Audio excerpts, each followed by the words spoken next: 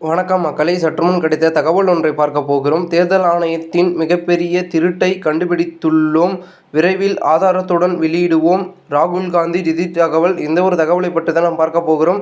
தகவலை பார்ப்பதற்கு முன்னதாக நீங்கள் நம்மளுடைய சேனலுக்கு புதிய பார்வையாளர்களாக இருந்தீர்கள் என்றால் மறக்காமல் நம்மளுடைய சேனலை சப்ஸ்கிரைப் செய்து வைத்துக் கொள்ளுங்கள் மக்களே. தேர்தல் ஆணையத்தின் மிகப்பெரிய திருட்டை கண்டுபிடித்துள்ளோம், விரைவில் ஆதாரத்துடன் வெளியிடுவோம் என எதிர்க்கட்சி தலைவர் ராகுல் காந்தி தெரிவித்துள்ளார்.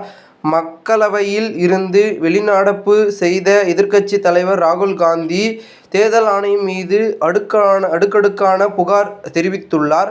அதில் இது பீகார் குறித்ததும் மட்டும் அல்ல, மகாராஷ்டிராவிலும் இவர்கள் மோசடி செய்தார்கள். நாங்கள் தேர்தல் ஆணையத்திடம் வாக்காளர் பட்டியலும் வீடியோவும் கேட்டோம், ஆனால் எங்களுக்கு தரவே இல்லை. அதற்காக அரசு விதியே மாற்றி வீடியோக்களை கொடுக்காமல் பார்த்து கொண்டது. மகாராஷ்டிரா தேர்தலுக்கு முன் 1 கோடி புதிய வாக்காளர்கள் சேர்க்கப்பட்டார்கள்.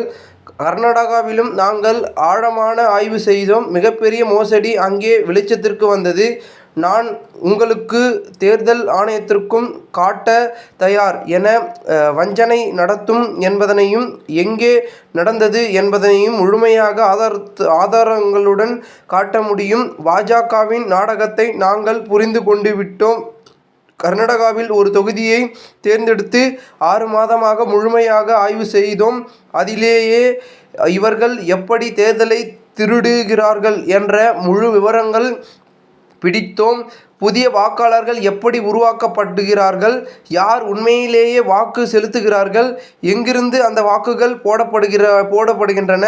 இப்பொழுது வாக்காளர்களுடைய முழு திருட்டுத்தனமும் எங்களுக்கு தெரிந்துவிட்டது. அவர் எதையும் உணர்ந்துவிட்டார்கள். அதனால்தான் இப்பொழுது பீகாரில் அந்த முறையையே மாற்றி, ஆனால் ஒரு புதிய வடிவில் பயன்படுத்த முயற்சிக்கிறார்கள்.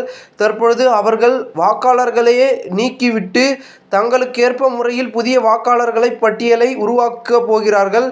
பீகார் 52 லட்சம் வாக்காளர்களின் பெயர்கள் நீக்கப்பட்டது குறித்து கேள்வி எழுப்பினால் பதிலில்லை.